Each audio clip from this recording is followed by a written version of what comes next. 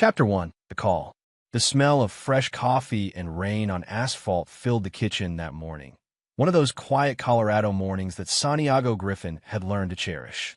After 18 years of chaos, of sand, steel, and gunpowder, silence had become his peace. He moved with the precision of a man who once measured his life in seconds. The mug, the folded newspaper, the clean countertop, all arranged in order, all intentional.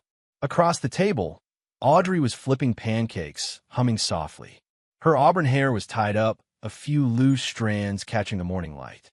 Chase sat beside her, sketching something in his notebook, a half-finished drawing of a hawk perched on a branch.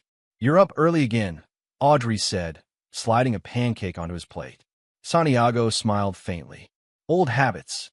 Seals don't retire." "Huh," she teased. "Not in here," he said, tapping his temple. Chase smirked, eyes still on his drawing. "You should teach me how to shoot sometime, Dad." Santiago looked at him, a boy with a soft soul, too gentle for violence, too thoughtful for confrontation. "You don't need to know how to shoot, son. You just need to know when not to." Audrey laughed. "That's his way of saying no, honey." "Yeah, I figured," Chase said, grinning. It was one of those mornings that felt unshakable, warm, steady, untouchable. Santiago thought about how far they'd come, from deployments and sleeping in barracks to sitting around a sunlit kitchen table. For once, he was home. He didn't know peace could sound like laughter. By midday, he was in his home office, a converted garage filled with books, tactical gear, and the quiet hum of a desktop computer. He'd been reviewing blueprints for a local security contract when his phone rang. The caller ID flashed. "Ridgeway High, Osborne, Carl." He frowned. "That's Chase's English teacher," he muttered. He picked up. "This is Santiago Griffin." The voice on the other end was sharp, nasal, dripping with the smug tone of a man who enjoyed hearing himself speak. "Mr. Griffin, this is Carl Osborne. I'm calling regarding your son, Chase." Santiago sat back. "Is he all right?" "Well," Osborne sighed dramatically. "Physically, yes. But emotionally? Socially? I'm afraid your son's not adapting well." "Adapting?" Santiago repeated, his voice calm but heavy. "To what exactly?" Osborne chuckled, the kind of chuckle that belonged to a man who mistook cruelty for humor. "To life, Mr. Griffin. To standing up for himself. The boy's too timid, afraid to assert himself. Lacks courage, frankly." Santiago's grip on the phone tightened. "You're saying my son's a coward?" "I wouldn't use that word," Osborne said. And then, with a smirk in his tone, "But yes, that's the general idea." Santiago leaned forward, jaw-locking. "Why are you calling me with this?" "Because Chase was teased today," Osborne continued. "Some boys called him names, nudged him around. Nothing serious. Just high school stuff. He refused to fight back, refused to even raise his voice. He stood there looking, well, pitiful. Did you stop it?" A pause. "It wasn't my place. Boys will be boys. They need to learn hierarchy." Santiago's silence stretched long and cold. His pulse slowed, not out of fear but focus. That old stillness returned. "Mr. Osborne," he said evenly, "if I ever hear my sons being mocked, hit, or humiliated in your classroom again while you stand there doing nothing, we'll have a very different conversation." "Understood," Osborne scoffed. "Are you threatening me?" "No," Santiago said. "I'm educating you." He ended the call. The stillness in the room thickened. Outside, wind pushed against the windows, rattling the frames. Santiago exhaled, steady but heavy. Something about that teacher's voice gnawed at him, contempt, yes, but also indifference. Like this wasn't the first time. That evening, Chase came home quieter than usual. He went straight to his room without saying much, backpack slung low. Santiago waited. He'd learned patience the hard way, in deserts, jungles, rooftops, where waiting could mean survival. But a father's patience was different. It hurt. He knocked gently. "Chase, you hungry?" "I'm good," came the muffled reply. "Come eat anyway." Minutes later, Chase appeared at the table, hoodie zipped up despite the warm air. He picked at his food, not meeting anyone's eyes. Audrey glanced between them. "Everything okay at school?" "Yeah," Chase said too quickly. Santiago watched him, the small movements that gave everything away. The way he winced when he reached for the salt. The way he adjusted his hoodie every few seconds, hiding something. After dinner, Audrey went to take a call. Santiago waited until the sound of her voice faded down the hallway. "Lift your hoodie," he said softly. Chase froze. "What? Lift it." I said I'm fine. Santiago's tone didn't change. "I didn't ask if you were fine." For a moment, Chase hesitated. Then, reluctantly, he lifted the hem of his hoodie. Bruises, purple and blue, clustered along his ribs and across his back. Santiago's chest went still. He reached out, not to touch, but to steady himself. "Who did that?" "It's nothing," Chase whispered. "Just football guys messing around." "Names." Chase's eyes glistened. "Dad, please don't. Names." Randolph Beasley, Jared Terry, Curtis Williamson, Alvaro Gregory, Darnell Humphrey. His voice cracked as he said them. "They're seniors. They're on the football team. They jump me after class sometimes." In the locker room, behind the bleachers, Santiago stared at him, feeling something deep and old stir inside, that quiet, dark resolve he thought he'd buried overseas. "You told someone?" "I told Osborne," Chase said bitterly. "He said to stop whining. Said maybe I should learn to defend myself." Santiago's fingers curled slowly into a fist. Chase's lip trembled. "Please don't go to school about it. It'll just make it worse. They'll call me a snitch." "They'll—" Santiago stepped forward, resting a hand on his son's shoulder. His voice dropped, low and firm. "Listen to me, Chase. You didn't do anything wrong. You understand?" "Nothing." Chase nodded weakly. Santiago took a long breath, fighting the urge to move, to act. The soldier in him wanted to storm that field, but the father in him knew better. "For now, go get some rest," he said. Chase hesitated. "You're not mad?" "I'm furious," Santiago said quietly. "But not at you." When Chase closed his door, Santiago stood in the hallway, staring at the wood grain until his reflection blurred. His breathing slowed, precise, deliberate.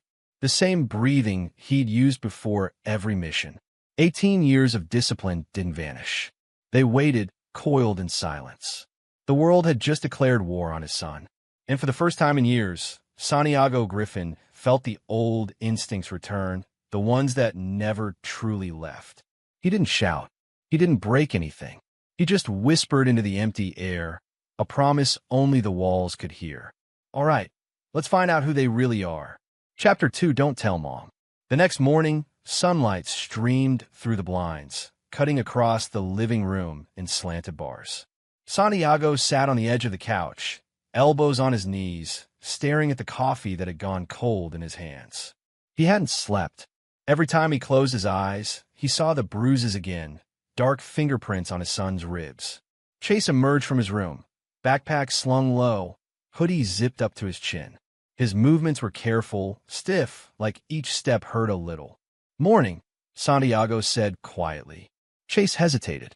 "Hey, eat something before you go." "I'm not hungry." Santiago looked up at him. "Sit." The tone wasn't loud, but it was final. Chase sighed and sat down at the table. Audrey was upstairs getting ready for work, humming faintly. Santiago waited a beat, then said, "We're going to talk about last night." Chase's shoulders tensed. "Dad, please. Just forget it." "I don't forget things like that." "I don't want Mom to know," Chase said quickly. His voice cracked, panic flashing in his eyes. "She'll freak out. She'll call the school. Then they'll know I told." "They? You mean the boys?" Chase nodded. "If they find out I snitched, it'll get worse." "You don't get it, Dad. That's how it works there." Santiago leaned back, studying his son's face. "You think I don't know how fear works? I've seen it destroy tougher men than any of those kids." "This isn't the Navy," Chase muttered. "It's high school. You can't just plan an ambush or whatever." A corner of Santiago's mouth twitched, not a smile, but something close. "Maybe not, but I can handle it my way." Chase shook his head, frustrated. "Please, Dad, don't go to the school. Don't talk to anyone. Promise me." Santiago took a slow breath.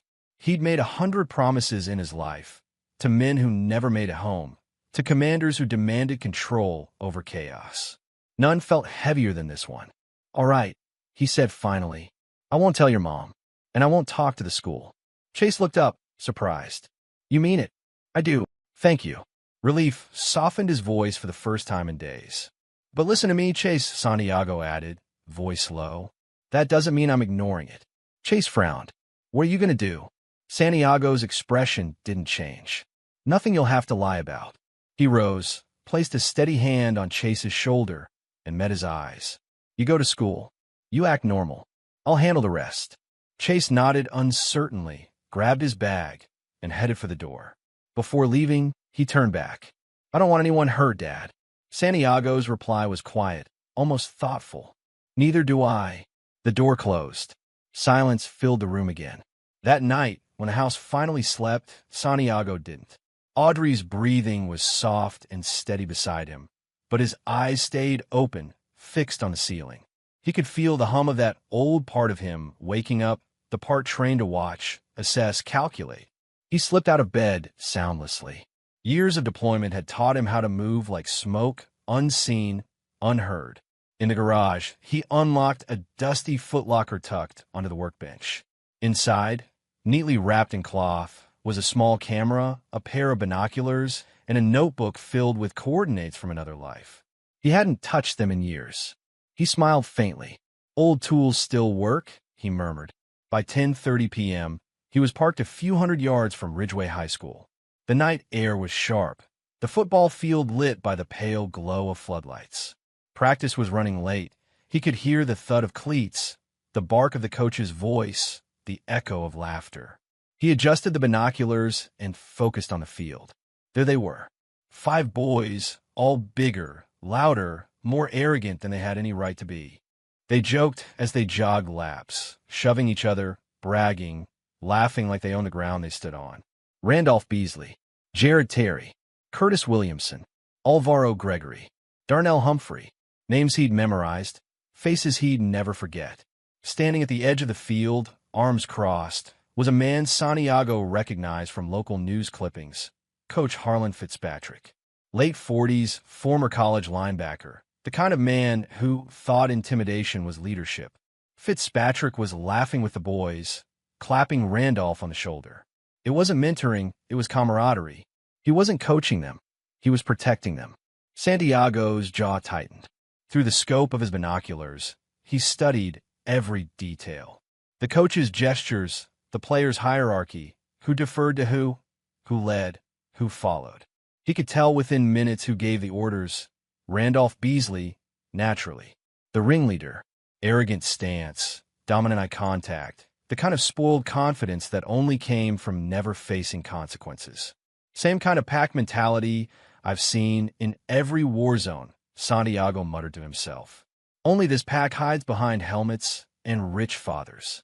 He pulled out his small notepad, scribbling observations in tight, neat handwriting. Coach enables. Team loyalty strong. Beasley alpha. Others submissive. Pattern. Bullying protected by authority. When the whistle blew and practice ended, Santiago watched the boys linger. They weren't tired. They were restless. Randolph and Jared joked about the little artist kid and laughed as the coach chuckled along. Let him take another punch, the coach said. Maybe he'll grow a spine. The laughter that followed was sharp and ugly. Santiago lowered the binoculars, breathing through his nose. His pulse didn't spike, not the way it used to in combat.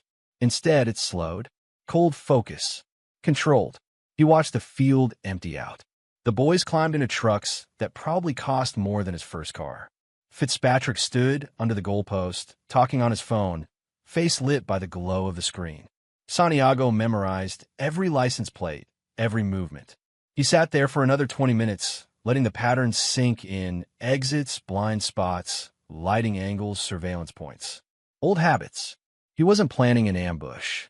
He was collecting intelligence. Reconnaissance. The first step of any mission. When he finally started the truck and pulled away, the night was still and heavy. He rolled down the window, the wind biting against his face, the hum of the tires low and steady. He passed a billboard with the team's faces plastered across it. Ridgeway Eagles. Undefeated champions. Randolph Beasley's smug grin sat right in the center. Santiago almost laughed. Undefeated, huh? Let's see how long that lasts. As he drove through the sleeping suburbs, He thought about the years he'd spent in the Navy SEALs, the long nights on surveillance duty, waiting for insurgents to reveal their patterns. The same rules applied here. Observe, understand, dismantle. He remembered a night in Kandahar, lying prone on a rooftop for 10 hours watching a compound through the scope of a rifle. His spotter, Gross, had whispered, "You learn a man's soul if you watch long enough." He was starting to learn these boys' souls too, and the men who shielded them. Back home, he parked the truck in the driveway, the engine ticking softly in the cool air. The house was dark, peaceful. He stood there for a moment, looking through the window at his sleeping family. He could still hear Chase's voice. "Don't tell Mom." He'd keep that promise. But promises didn't mean inaction. As he locked the door behind him and walked upstairs, his mind was already in motion, mapping, analyzing, strategizing. He would investigate. He would know everything about them, their schedules, their connections, their weaknesses. And when the time came, he'd decide what to do. For now, he whispered into the dark, patience first. Always patience. Then, like he'd done 100 times before on missions half a world away, Santiago Griffin let the calm before the storm settle over him, waiting for the moment to strike. Chapter 3, The Weak Link. The following week crawled by with a tension Santiago could feel in his bones. Each morning, Chase left for school quieter than the day before. Each evening, Santiago found a new reason to stay up late, research, notes, long drives with no destination. Audrey noticed, of course. She always did. "You've been restless lately," she said one night as they sat in bed, the glow from her bedside lamp soft on her face. "Is everything okay at work?" Santiago forced a small smile. "Yeah, just a new consulting project." She frowned slightly. "You're not going back to security contracting, are you? You promised." "It's nothing like that," he interrupted gently. "Just helping a client build a risk plan for his company. Paperwork and late-night calls. Boring stuff."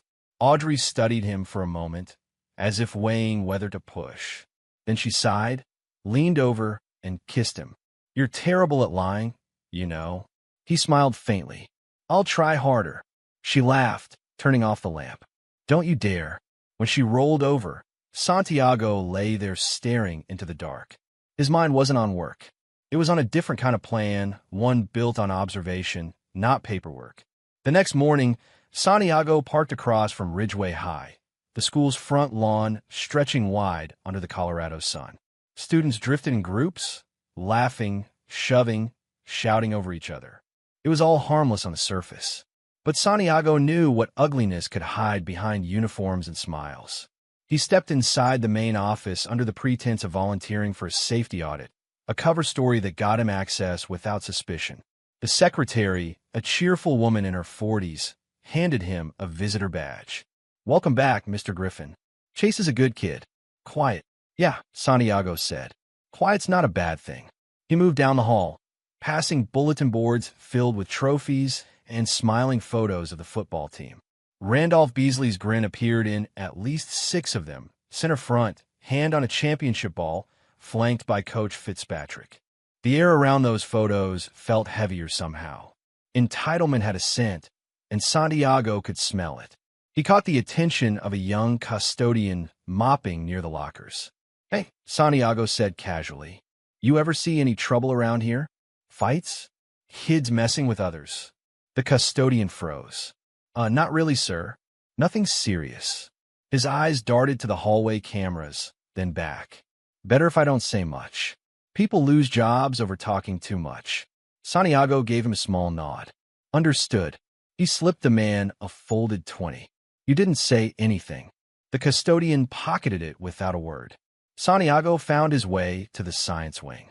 Through the open door of a classroom, he heard a soft voice say, "Mr. Griffin?"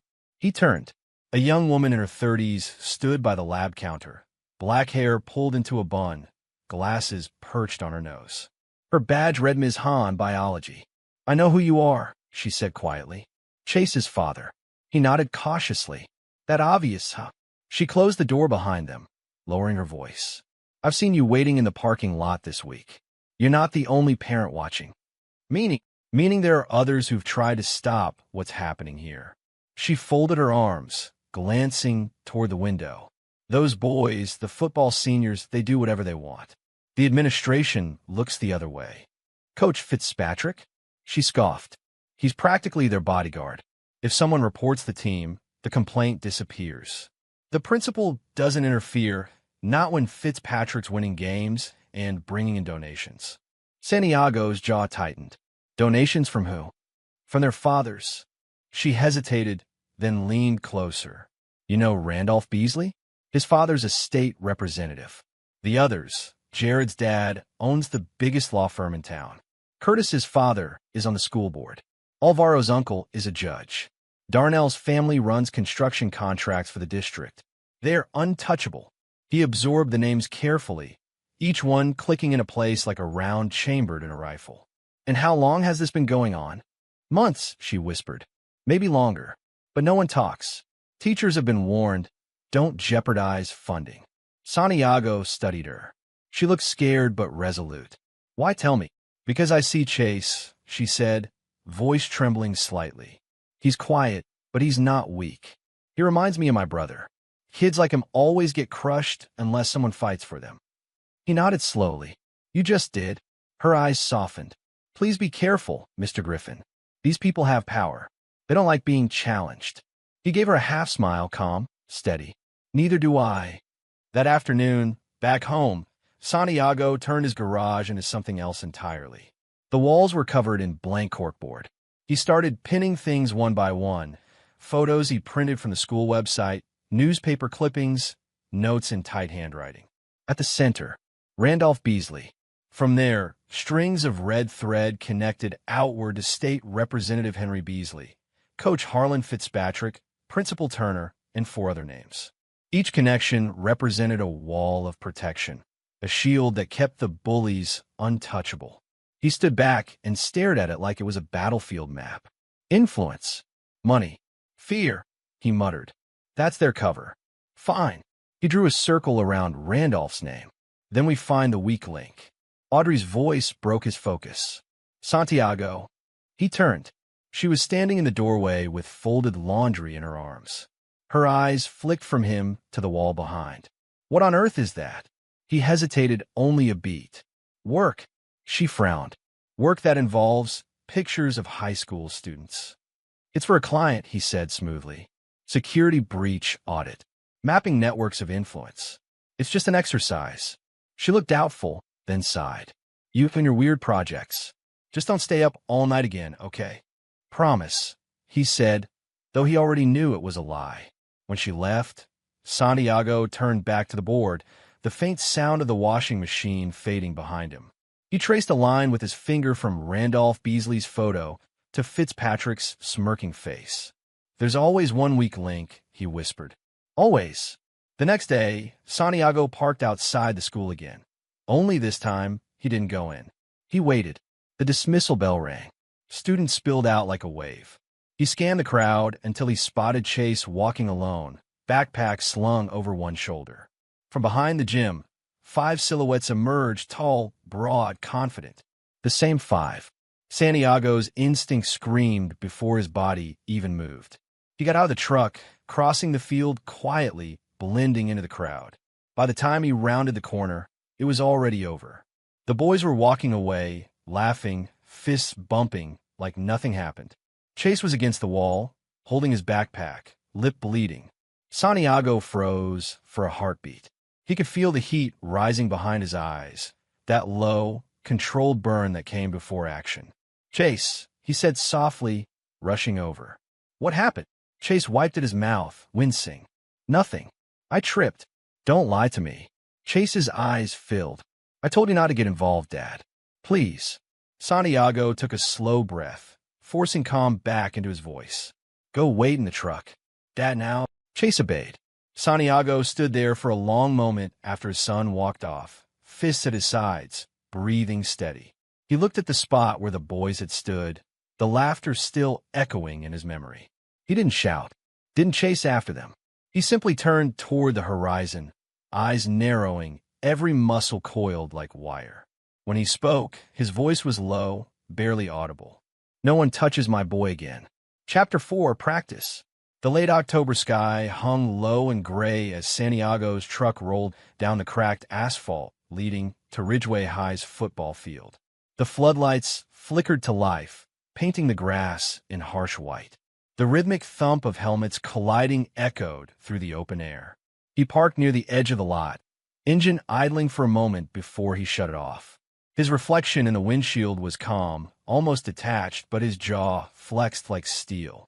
From the bleachers, he watched the scene unfold below. Coach Harlan Fitzpatrick, broad-shouldered and smug, barked orders with a whistle dangling around his neck. His boys, sprinted drills, laughing, cursing, full of that invincible arrogance only youth and privilege could breed. There they were, Randolph, Jared, Curtis, Alvaro, Darnell. The five who'd jumped his son. The five who'd thought they'd gotten away with it. Santiago stepped out of the truck. His boots crunched the gravel. Every motion was deliberate, like he was back in a combat zone, approaching a hostile outpost. His breathing slowed. Every sound sharpened. The whistle, the laughter, the thud of cleats hitting turf, all became rhythm. He walked along the sideline, past the no trespassing during practice sign, through the gate, and onto the grass. Fitzpatrick noticed first. The coach squinted, pulling his cap back. "Can I help you, pal?" His tone dripped with condescension. Santiago didn't answer right away. He kept walking until he stood halfway between the 50-yard line and the bench, his shadow cutting across the painted turf. "You lost, old man," Fitzpatrick called, a mocking grin spreading across his face. Santiago's voice was calm, measured, almost soft. "No," he said, "just looking at the animals you're breeding." The words landed heavy, not loud but precise. The field went quiet. The players slowed their drills, looking toward the intruder. "Excuse me," Fitzpatrick said, taking a few steps forward. His whistle bounced against his chest. "You got about 5 seconds to turn around before I call security." Santiago didn't flinch. He scanned the field like a commander surveying enemy terrain. "You train them to hit hard," he said, "but you forgot to teach them what real strength looks like."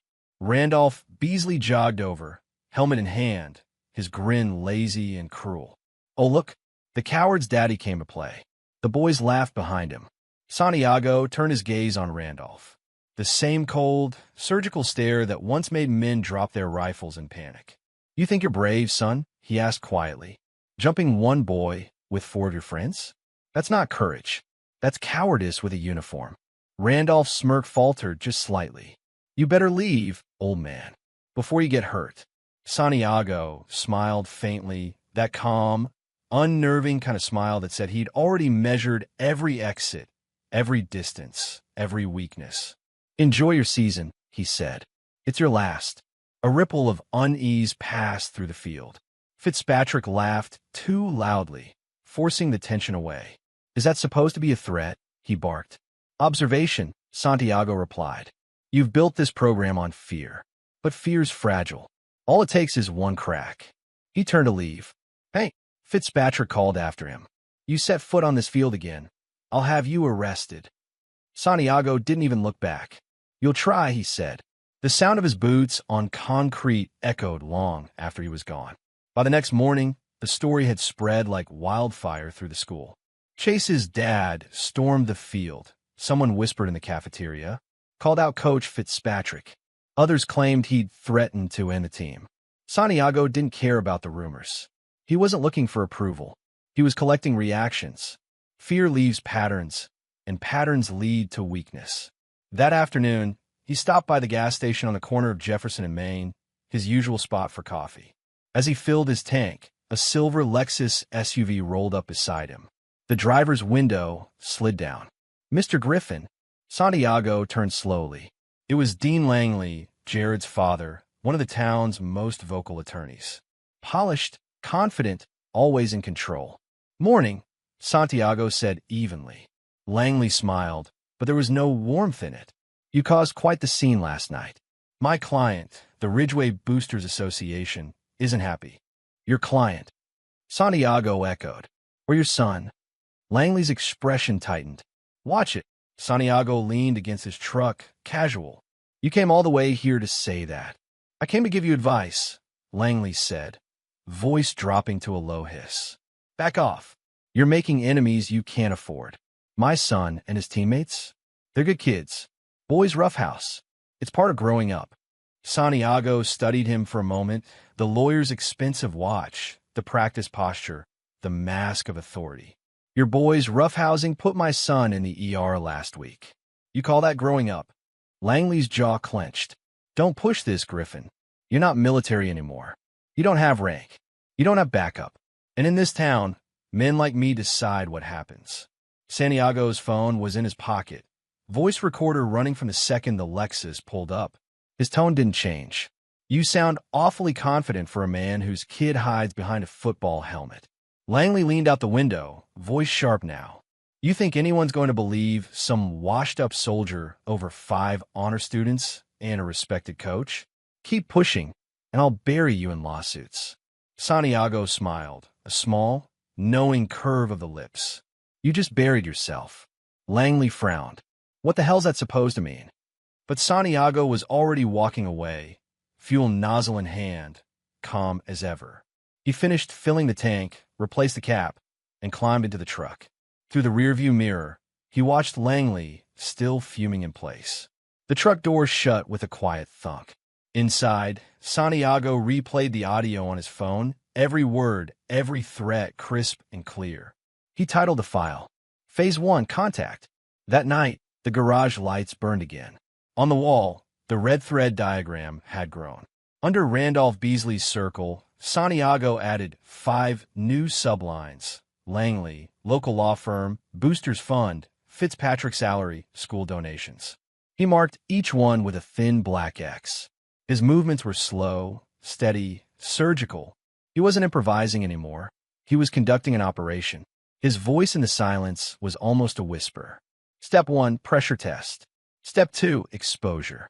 He pinned a photo of the football team at the center of the board, their grinning faces frozen in victory. Let's see what happens, he said, when the lights turn off. He switched off the lamp, plunging the garage into darkness. Outside, rain began to fall, soft at first, then steady, tapping against the roof like distant gunfire. Santiago stood at the door, staring into the storm, calm and cold as ever. The operation had begun. Chapter 5, Recon and Retaliation. The next morning, Santiago Griffin was up before dawn. The house was quiet, only the faint hum of the refrigerator and the soft rustle of wind against the windows. Audrey still slept, and Chase's door was closed. Santiago moved like a ghost, slipping on his jacket and heading for the garage. The moment he stepped inside, something inside him switched. The civilian shell fell away. The calm, docile father was gone. In his place, the SEAL sniper. 18 years of precision, patience, and ruthless focus flooded back. He stood before the wall, his growing intelligence board. Photos, names, arrows, maps of the school and surrounding streets. He'd labeled it Operation Redline. He whispered under his breath, almost ritualistically, observe, identify, isolate, neutralize. Then he started his day. By mid-morning, Santiago was parked 2 blocks from Ridgeway High. The windows of his truck were tinted dark. A small laptop sat open beside him. A feed from a drone, a compact civilian quad he'd modified himself, displayed the school grounds in crisp high definition. He watched the football boys swagger across the parking lot, tossing a ball between them. Randolph Beasley's laughter cut through the air, even from that distance. The cocky, unchecked confidence of someone who thought he'd never be held accountable. Santiago zoomed in, memorizing patterns. Randolph always arrived in a black BMW. Jared Terry walked with him, carrying his gear. Curtis and Darnell smoked behind the bleachers before practice. Alvaro arrived late, alone. He took notes like he used to in enemy territory, routes, timings, group dynamics. Alpha Pack, he muttered, drawing a small line on his notepad. Dominance through numbers. Same behavior as insurgents protecting a leader. By nightfall, he was back home, setting up small motion cameras across his property.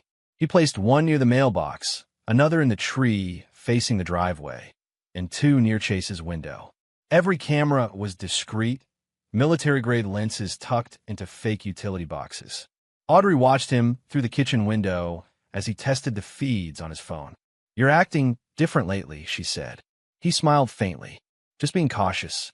Some break-ins in the neighborhood." It wasn't a lie, just not the full truth. When she went inside, Santiago's phone buzzed. A message flashed across the screen. "Chance Gross. Meet me at the hangar. 2,000 hours." The hangar was an old airstrip 30 miles outside town, half swallowed by weeds and rust. But inside, it was pristine, lined with black SUVs, computer rigs, and racks of equipment. Chance Gross looked exactly like Santiago remembered him, lean, bearded, with that same sharp glint in his eyes. Well, Chance said, pulling Santiago into a hug. "Didn't think I'd see you back in the field again." "This isn't a mission," Santiago said. Chance raised an eyebrow. "Could have fooled me. You've got that look, that someone's already dead, they just don't know it yet look." Santiago didn't smile. "I need information. Fast. Local connections, records, anything on these names." He handed over a list. Beasley, Langley, Williamson, Gregory, Humphrey, Fitzpatrick. Chance scanned the names and let out a low whistle. "The Beasleys? You're poking a hornet's nest, brother." "I'm past caring," Santiago replied. "My son was beaten half to death while these men laughed about it." Chance's face hardened. "Then we're not poking the nest. We're burning it." For 2 nights, they worked out of the hangar. Chance's team, a couple of ex-Intel analysts now working freelance, dug through databases, property records, and local police reports. Every document they pulled up revealed a deeper rot.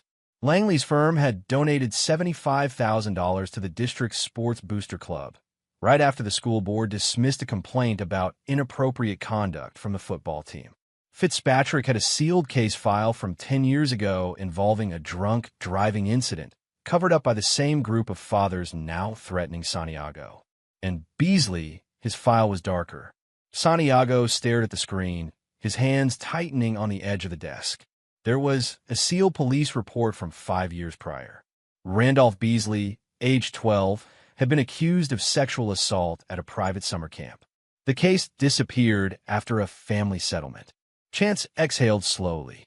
"Jesus, man. Who buried it?" Santiago asked. "County DA back then. Same one who's now a donor for Beasley's re-election campaign." Santiago leaned back, eyes narrowing. His mind clicked into gear, threads forming, overlapping. It wasn't just a group of bullies. It was an ecosystem of corruption, power, and fear. "Let's pull everything," he said. "Every public record, donation, legal case. I want to know how far this rot goes." Chance grinned. "I've missed working with you." 3 days later, Santiago's garage wall was unrecognizable. Dozens of photos, receipts, case files, and flowcharts covered it. Red string connected fathers to donations, coaches to favors, politicians to hush money. In the center, he taped a single sheet. Evidence dossier, Ridgeway Network.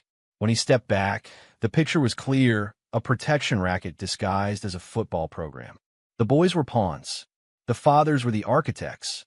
That evening, he met with Victoria Kemp, a sharp, unflinching defense lawyer he'd worked with before during a veterans legal fund. She looked over the file in silence, eyes narrowing at each page. "You're sitting on dynamite, Santiago," she said finally. "Enough to make half this county implode." "That's the idea," he replied. "You planning to go public?" He shook his head. "Not yet. I want to give them a chance to stop." Victoria smiled, half amused. "You think they'll take that chance?" "I think they'll laugh," he said. "And that's when they'll make their biggest mistake." The next morning, 5 envelopes were delivered by courier. Each one contained a neatly bound legal brief, drafted by Victoria herself, outlining, in chilling clarity, the evidence Santiago had compiled. Every bribe, every sealed report, every whisper of misconduct. At the bottom of each letter, in Santiago's calm, handwritten script, it read, "Cease contact with my family immediately. If any harm comes to my son, this dossier becomes public record. You have 72 hours. Miss Griffin," he watched from his truck as the courier dropped the final envelope at Beasley's office downtown. Through the window, he saw the congressman's face redden as he read the contents. Santiago smiled faintly. The first strike was clean, surgical, and silent. By evening, his phone buzzed. A message from Victoria. They called. They're laughing. Santiago's reply was immediate. Good. He closed the phone, leaned back in his chair, and let the silence stretch. When powerful men laugh, it means they haven't felt fear yet. But they would. Chapter 6, Escalation. The war came home before dawn. Santiago stepped onto the porch that morning, coffee mug in hand, and froze. The front yard was quiet but wrong. The air felt violated. Then he saw it, his truck sitting low on one side. Another tire, then another. All four of them, slashed clean through. Razor cuts. Precise. Someone had done it in the night. He crouched beside one, running his fingers along the gash. Whoever did it knew how to move quietly. No footprints on the driveway. No signs of forced entry. Santiago's security camera above the garage had caught the edge of shadow around 2:37 a.m., a figure in a hoodie, ducking low, working fast. He replayed the footage twice. He didn't see faces, but he didn't need to. The posture, the build, one of them was Randolph Beasley. Santiago's pulse didn't rise. His breathing stayed steady. But the part of him that had been trying to live like a civilian, that part went quiet for good. By evening, the threats escalated. The first came as a voicemail. A low, distorted voice, teenage but forced deep, whispering, "Back off, old man." Next time, "It's not your tires." Then, around midnight, a crash shattered the calm. A brick flew through the front window, scattering glass across the living room floor. Audrey screamed from upstairs. Chase came running down barefoot, eyes wide. Santiago picked up the brick. Painted across it in dripping red spray, paint was one word. Snitch. He said nothing, just walked to the kitchen, poured himself a glass of water, and dialed the police. The officer who arrived, a young deputy named Wilkins, took one look at the house and tried to hide his discomfort. "We'll, make a report," he said, scribbling something in his notebook. "You sure you don't have enemies, Mr. Griffin?" Santiago stared at him. Everyone has enemies. Some just make the mistake of waking them up. After the deputy left, Audrey cornered him in the kitchen, trembling. "Santiago, what the hell is going on?" He didn't want to say it, but the lie had already run its course. He took her hand, guided her to sit, and told her everything. The beatings, the coach, the fathers, the network of corruption, the threats, the evidence. By the time he finished, Audrey's face was pale. "Oh my God," she whispered. "You've been doing this for weeks? Alone?" He nodded once. She stood, pacing. "Santiago, this is insane. These men have power, lawyers. Criminals have power too," he interrupted quietly. "Doesn't make them right." She slammed her hands on the counter. "And what about us? What about Chase? You're poking a hornet's nest with a stick." He looked her dead in the eye. "No, I'm burning it." The next morning, Chase sat at the table, head down, untouched cereal in front of him. "Dad, maybe I should switch schools." Santiago lowered his newspaper, eyes narrowing slightly. "That's what they want." "I don't care," Chase said, voice cracking. "I can't walk through those halls without someone whispering. They look at me like I'm weak. Like I got my dad fighting my battles." Santiago leaned forward. "You think I'm fighting your battles?" Chase hesitated. "No, son," Santiago said softly. "I'm fighting a war the adults started. You're just caught in the crossfire. But listen to me." He leaned closer, voice lowering to that calm command tone Chase had only ever heard once before when his father found him bleeding that night. "You don't run from bullies. You make them wish they'd never found you." Chase met his father's eyes. For the first time, he didn't see disappointment there. He saw belief. Later that afternoon, Santiago drove downtown to the county courthouse. The district attorney's office smelled of burnt coffee and old paper. DA Sheena Bird was sharp, early 40s, and known for playing everything by the book, which was exactly why Santiago trusted her. He placed the folder on her desk. Everything's in there. Bribery, obstruction, sealed assault cases, all connected to Beasley, Fitzpatrick, and the other fathers. She flipped through the pages, her expression tightening.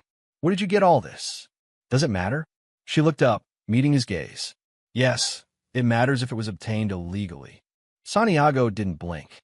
Nothing illegal, just observant. She sighed. leaning back in her chair. You're taking on the most politically connected families in the county. Beasley alone could bury this in appeals for years.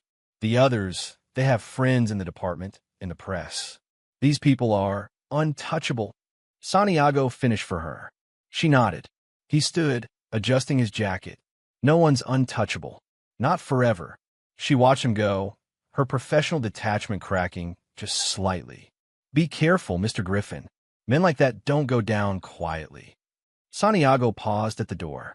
Neither do I. That night, the wind howled against the house like a warning.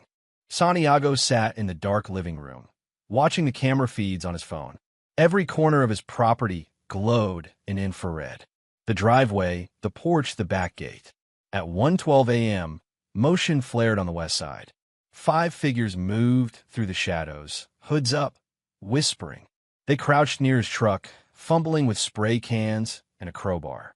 Santiago's face stayed still, but his pulse quickened, not from fear, but anticipation. He hit record. The camera above the garage caught every detail, faces, voices, even laughter. Randolph Beasley's voice, clear as glass. Let's see if the old man likes his truck in red. One boy swung the crowbar, but before it landed, the floodlights snapped on. They froze. A speaker crackled from the porch, Santiago's voice echoing through it. Smile for the camera, gentlemen. Panic erupted. The boys scrambled, tripping over each other as they bolted for the street. Santiago didn't follow. He just watched, calm, methodical, as they vanished into the dark. He replayed the footage twice, ensuring every frame was clean. The video was perfect, crisp, time-stamped, irrefutable. Then he uploaded it to an encrypted server and sent 2 anonymous emails. 2. Ridgeway School Board Subject.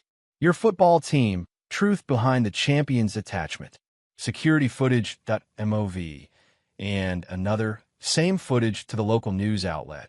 2. Channel 4 investigates. Subject. Exclusive footage. Ridgeway High football vandalism involving politician's son. He hit send.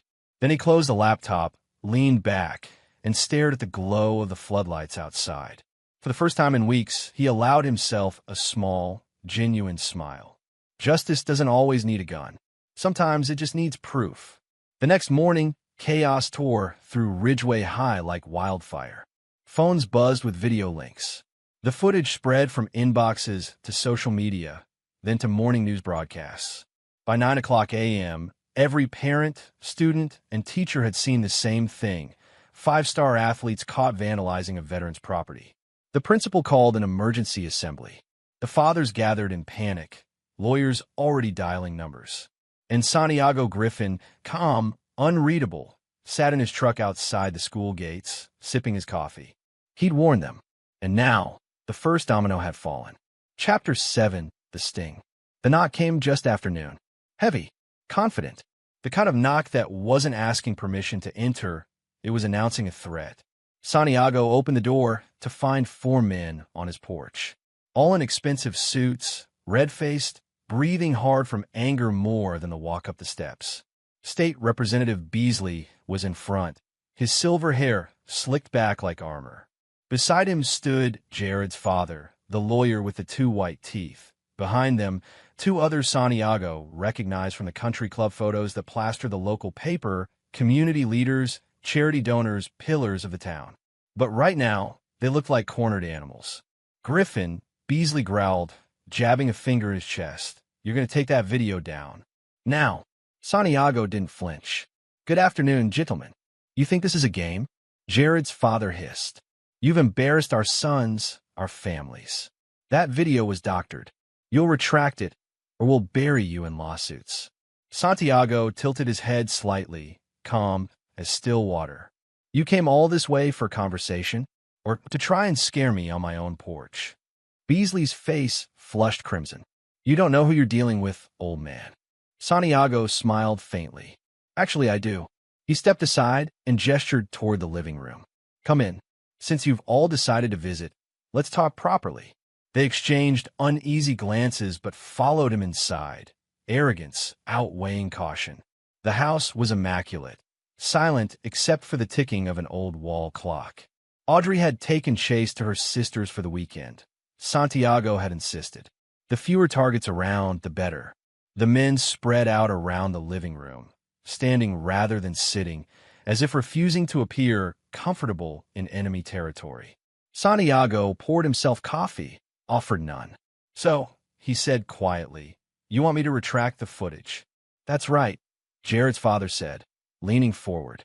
"You post a public apology, tell the news you overreacted, and this all goes away." Santiago took a slow sip. "Overreacted? To 5 boys destroying property, threatening my family, and assaulting my son? Boys make mistakes," Beasley snapped. "They'll pay for the damage. That's the end of it." "No," Santiago said. "That's the beginning of it." Beasley's jaw tightened. "Listen, Griffin, we're not asking. We're telling you. You don't want to find out how fast your life can fall apart. Is that right?" Santiago reached for his phone on the coffee table, pressed a button, and a voice filled the room.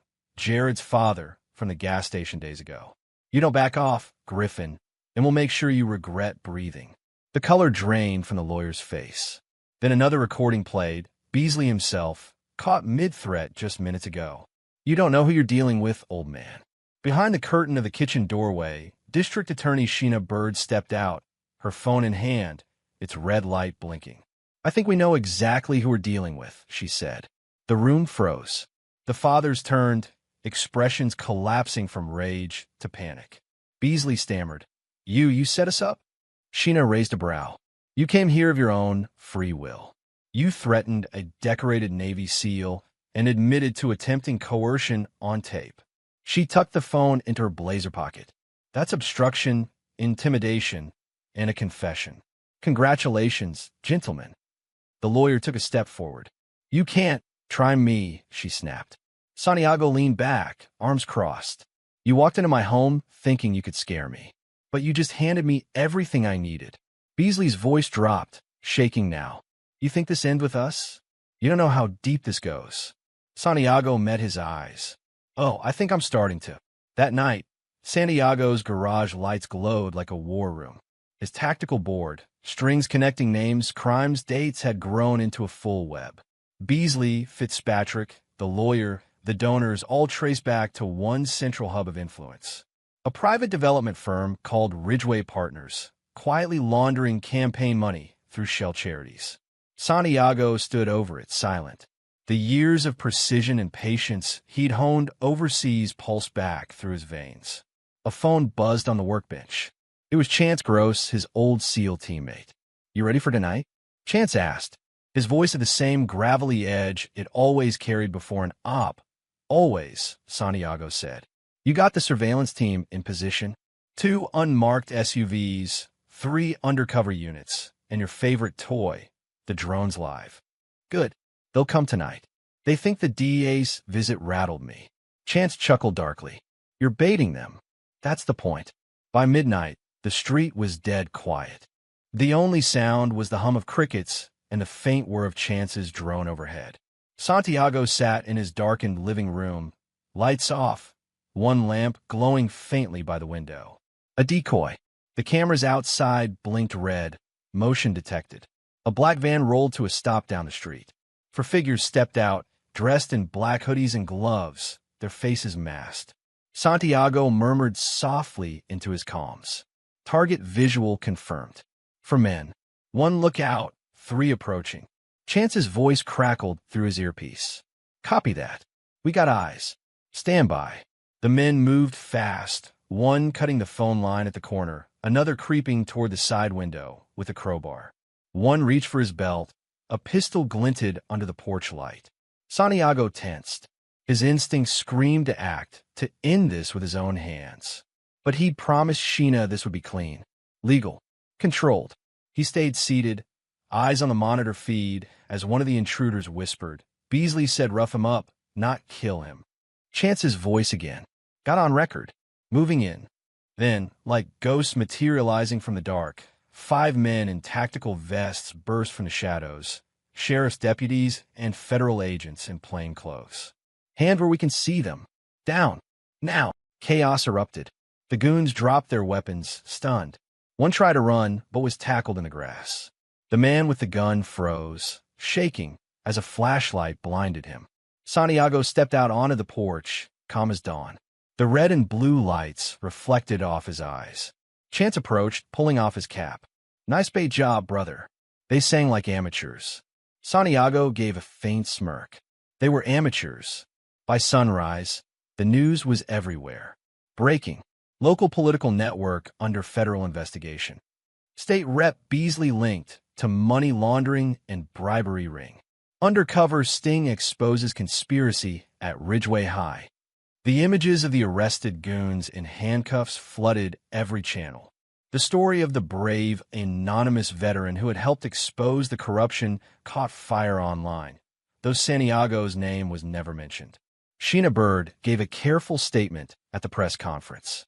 This investigation revealed a coordinated effort to obstruct justice, conceal violent crimes, and misuse public funds. "We commend the citizens who came forward with evidence." Chance texted Santiago a picture of the TV screen. "You did it, brother." Santiago replied simply, "Not done yet, but it's a start." He stood in his driveway, the morning sun cutting through the mist. For the first time in months, the air felt clean. He'd drawn his line, set the trap, and watched the powerful fall into it, all without firing a single shot. Justice didn't roar that night. It whispered, and Santiago Griffin made sure the right men finally heard it. Chapter 8: The Collapse. The first domino fell on a Thursday morning. Santiago was sipping black coffee on the porch when his phone buzzed with a news alert. The bold headline glared up at him. "Ridgeway High coach resigns amid federal investigation." He tapped the article. There was Coach Harlan Fitzpatrick standing in front of a row of microphones, sweat shining on his forehead despite the cool Colorado air. Reporters fired questions like bullets. "Coach, were you aware of the assault allegations against your players? Did you receive money from Representative Beasley's campaign fund? Were you instructed to silence complaints?" Fitzpatrick's jaw tightened. "No comment," he muttered, shoving past them. But the cameras caught it all, the sweat, the twitch in his eye, the look of a man whose empire had just begun to crumble. Santiago didn't smile, but he felt something deep in his chest loosen. One down. By noon, another alert pinged his phone. Teacher Carl Osborne placed on administrative leave pending investigation. The article included a quote from a district spokesperson. "We take allegations of verbal harassment and failure to report bullying seriously." Santiago could almost hear the man's voice again. "Your boy's a coward." Now that same arrogance was feeding on itself, turning to fear.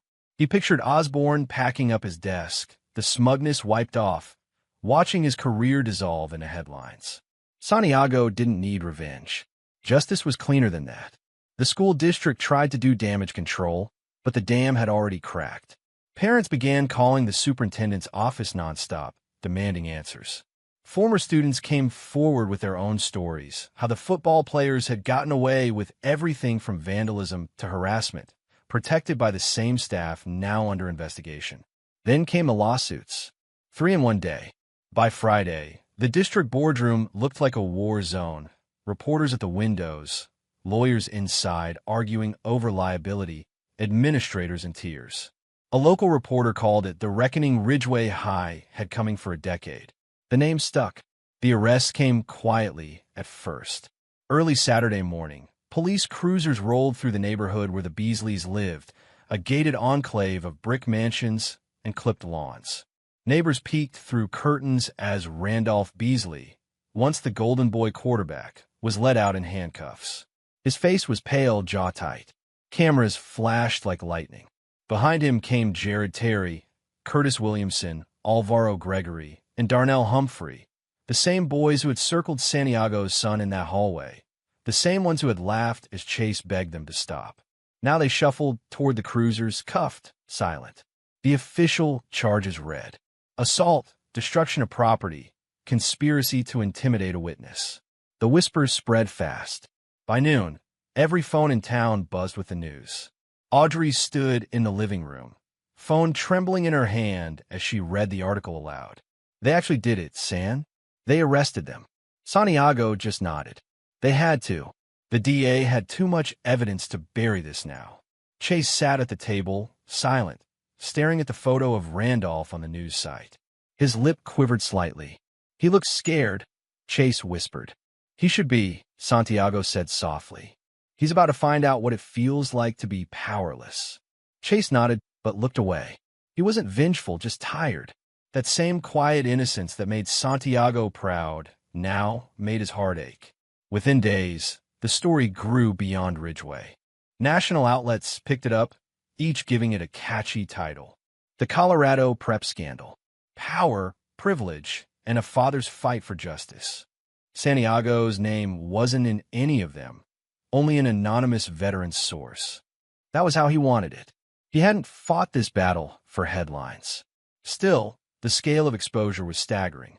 Federal investigators raided the offices of Ridgeway Partners, Beasley's investment firm.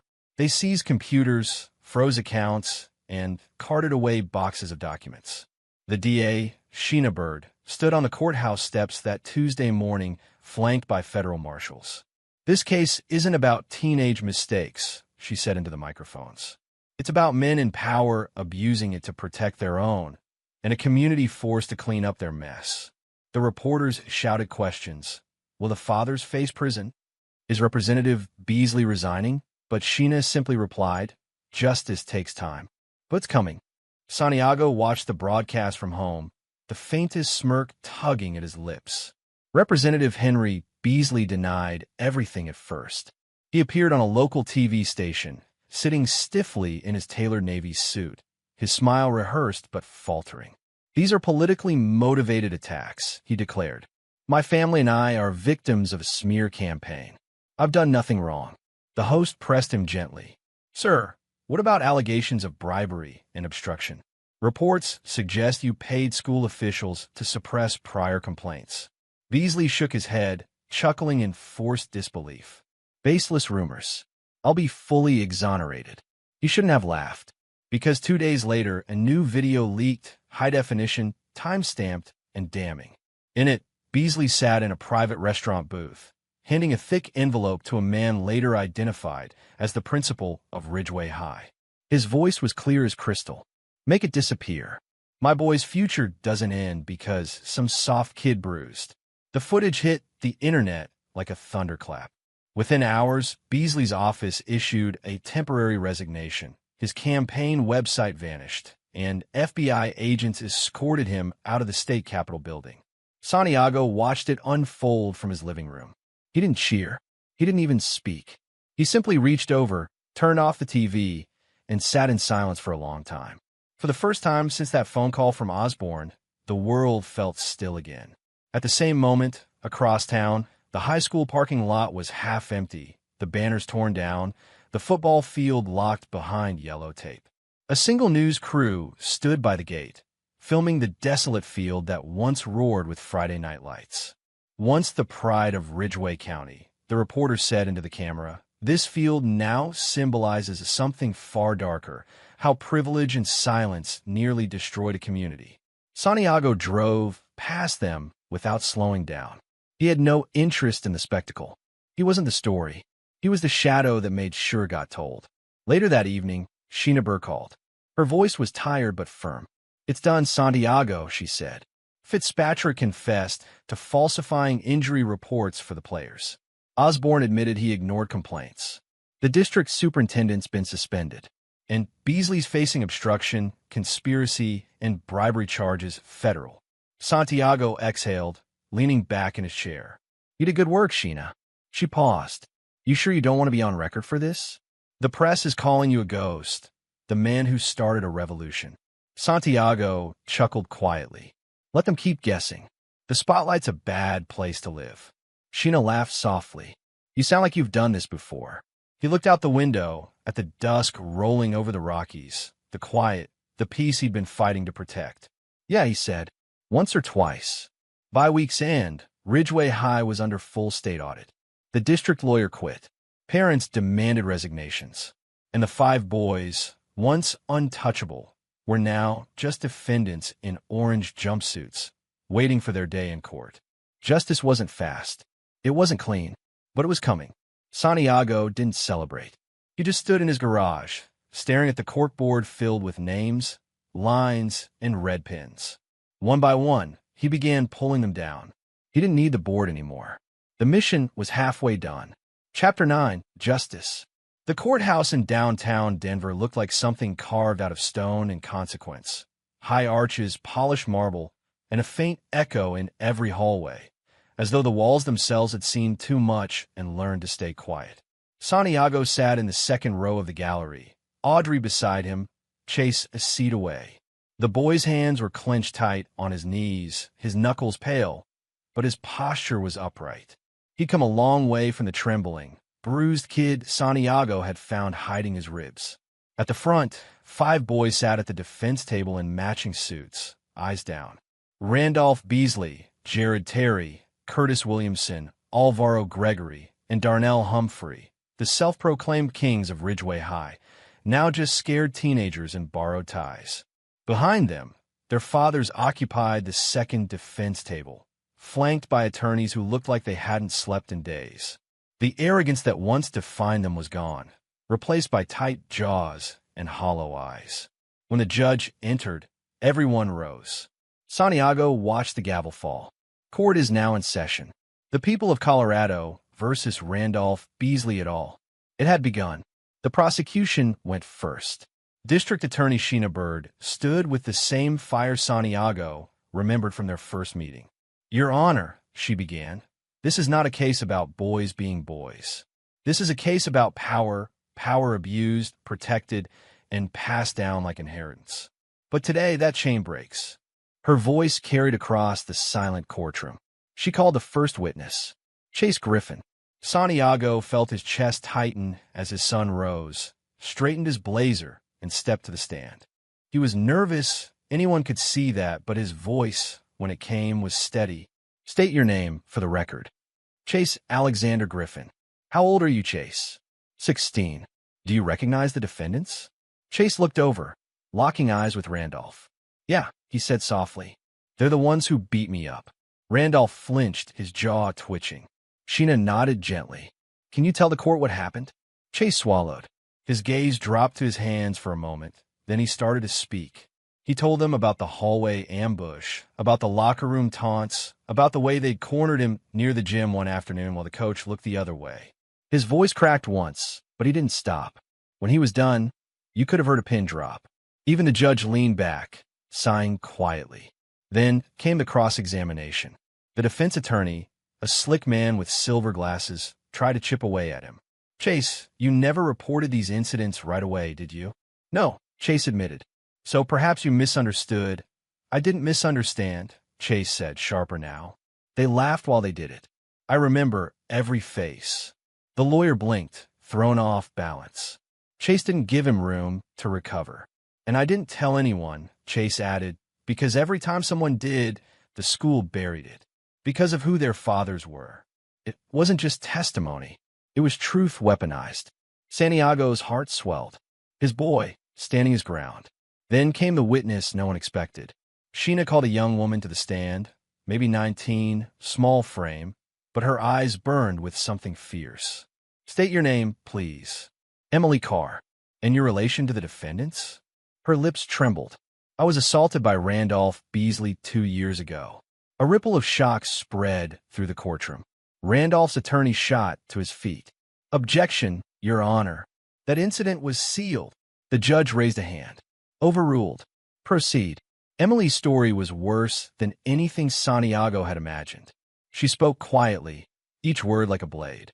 She described a party, a locked door, the laughter outside while no one helped. She'd gone to the police, and the case had vanished. Until now. By the time she finished, Randolph's mother was crying. His father sat stone still, face white, realizing his son wasn't just cruel, he was criminal. The jury's faces said it all. Over 3 days, the evidence piled high.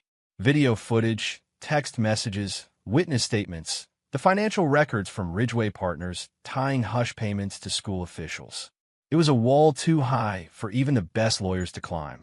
When it came time for closing arguments, Sheena stood again, steady and cold. These boys believed their last names made them untouchable. Their fathers believed money could rewrite the law. But justice doesn't take bribes. It takes time. and now it takes them. The courtroom was silent when she sat down. The verdict came after 6 hours of deliberation. The clerk read it aloud. On count 1, assault, guilty. On count 2, destruction of property, guilty. On count 3, conspiracy to intimidate, guilty. All 5 boys. Randolph lowered his head into his hands. Jared started crying. Curtis whispered something about a deal that never came. The fathers stared straight ahead, emotionless. Then came the second verdict, their own. On count 1, obstruction of justice, guilty. On count 2, bribery, guilty. On count 3, conspiracy to commit fraud, guilty. It was over. Sentencing day was grim and gray. Rain fell steady on the courthouse steps, soaking reporters, camera crews, and protesters shouting through umbrellas. Inside, the judge's voice echoed across the wood-paneled room. To the defendants Randolph Beasley, Jared Terry, Curtis Williamson, Alvaro Gregory, and Darnell Humphrey, this court sentences you each to 18 months in juvenile detention, followed by 2 years probation and 1,000 hours of community service. You are hereby barred from all organized school athletics for 5 years. He turned his gaze to the fathers, to the defendants Henry Beasley, Paul Terry, and associates of Ridgeway Partners. Your actions not only obstructed justice, but eroded the public's trust in this community. You are sentenced to 6 years in federal prison, fined $1.2 million each, and your companies dissolved effective immediately. The sound of shuffling papers, a faint sob, and then the gavel. Court is adjourned. Outside, reporters swarmed. Mr. Griffin, can we get a statement? How does it feel to see justice served? Santiago didn't answer. He placed a gentle hand on Chase's shoulder and guided him through the crowd. Behind them, Sheena gave a press conference on the courthouse steps, calling it a victory for every victim silenced by power. They didn't stay to listen. Later that afternoon, Santiago drove alone back to Ridgeway High. The hallways were quiet, classes still suspended, the air carrying that faint scent of bleach and dust. He passed the trophy cases, once filled with the football team's photos. The glass now stood empty. He reached the English classroom. The door was slightly ajar. On the wall by the doorway hung a metal nameplate. It used to read Carl Osborne. Now it was blank. A strip of tape held a small printed paper over it. Vacant.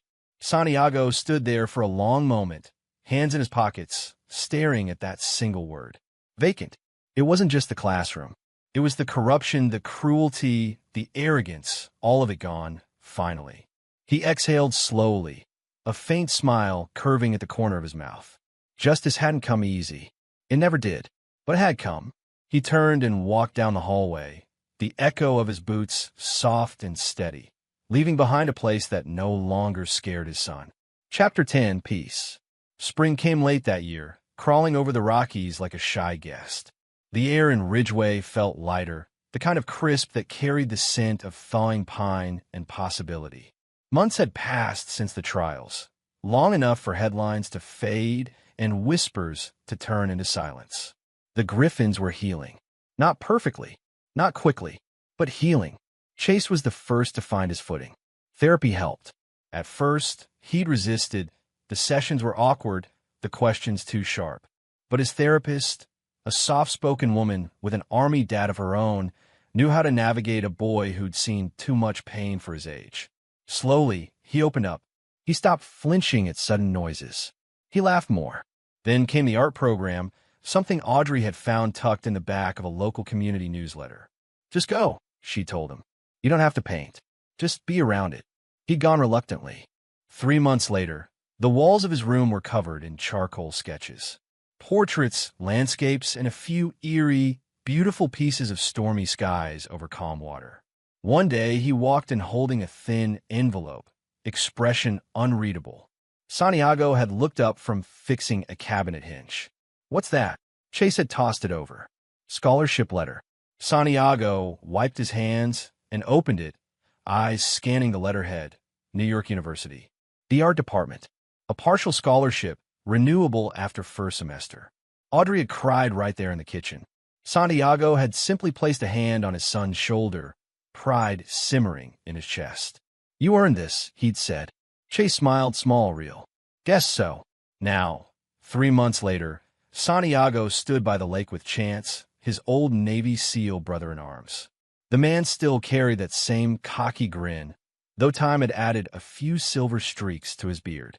They sat in fold-out chairs, fishing poles anchored into the soft mud, beer bottles sweating in the grass beside them. The late afternoon sun painted the water gold. "Hell of a ride, huh?" Chance said, tugging his line. Santiago smirked. "Longest stop of my life." Chance sparked a laugh. "Yeah, man. You've gone from sniper overwatch to suburban warfare. PDA meetings and depositions. You should have called for backup." "I did." Santiago nodded at him. "You showed up." Chance tilted his bottle in a mock salute. "Fair point." They sat in companionable silence for a while, the kind that only men who survived enough noise can appreciate. Dragonflies skimmed over the lake's surface, the occasional fish rippling the water. "You know," Chance said after a bit, "you could have walked away. Let the DA handle it. Let the system do its thing. But you didn't." Santiago reeled his line in, checking the hook before casting again. "Because I've seen what happens when you let corruption rot unchecked. I fought warlords overseas. These are just richer ones wearing cologne." Chance grinned. "Still, you kept your cool. Didn't even break a jaw." "Tempted," Santiago said dryly. "A few times." Chance chuckled. "Man, I remember the old days. Drop zones, night ops, all that zero dark 30 crap.